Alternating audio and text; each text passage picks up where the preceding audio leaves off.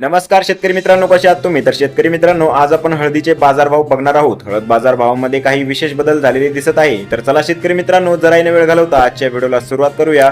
तत्पूर्वी जर तुम्ही आपल्या चॅनलवरती पहिल्यांदाच व्हिजिट करत असाल तर आपल्या चॅनलला नक्की सबस्क्राईब करून घ्या.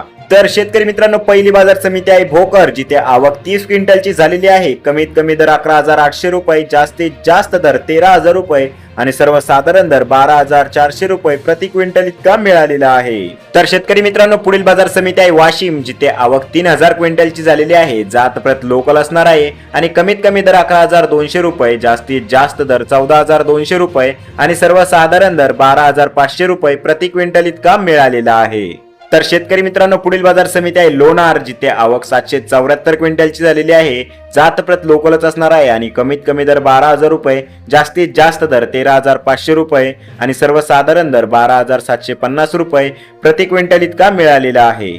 तर शेतकरी मित्रांनो, पुढील बाजार समिती आहे जिंतूर, जिथे आवक 259 क्विंटलची झालेली आहे. जात प्रत नंबर 1 असणार आहे आणि कमीत कमी दर 12,500 रुपये, जास्तीत जास्त दर 14,000 रुपये आणि सर्वसाधारण दर 13,000 रुपये प्रति क्विंटल इतका मिळालेला आहे. तर शेतकरी मित्रांनो, पुढील बाजार समिती आहे लोहा, जिथे आवक 74 क्विंटलची झालेली आहे.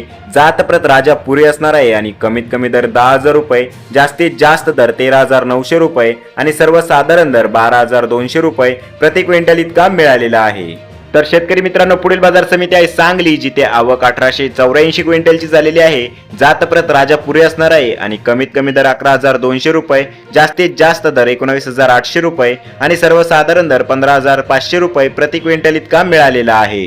तर शेतकरी मित्रांनो, पुढील बाजार समिती आहे मुंबई, जिथे आवक 82 क्विंटलची झालेली आहे. कमीत कमी दर 16,500 रुपये, जास्तीत जास्त दर 24,000 रुपये आणि सर्वसाधारण दर 20,250 रुपये प्रति क्विंटल इतका मिळालेला आहे. तर शेतकरी मित्रांनो, हे होते आजचे लाईव्ह हळद बाजारभाव. तर तुम्हाला हे नवीन अपडेट कसे वाटले आणि तुमच्याकडे हळदीचे बाजारभाव किती प्रमाणात वाढलेले आहे किंवा घटलेले आहे ते कमेंट करून नक्की सांगा. आणि जर तुम्ही आपल्या चॅनलवरती पहिल्यांदाच व्हिजिट करत असाल तर आपल्या चॅनलला नक्की सबस्क्राईब करून घ्या, जेणेकरून तुम्हाला अशाच पद्धतीची शेतीविषयक आणि बाजारभावाविषयी माहिती आपल्या चॅनलवरती बघायला मिळेल.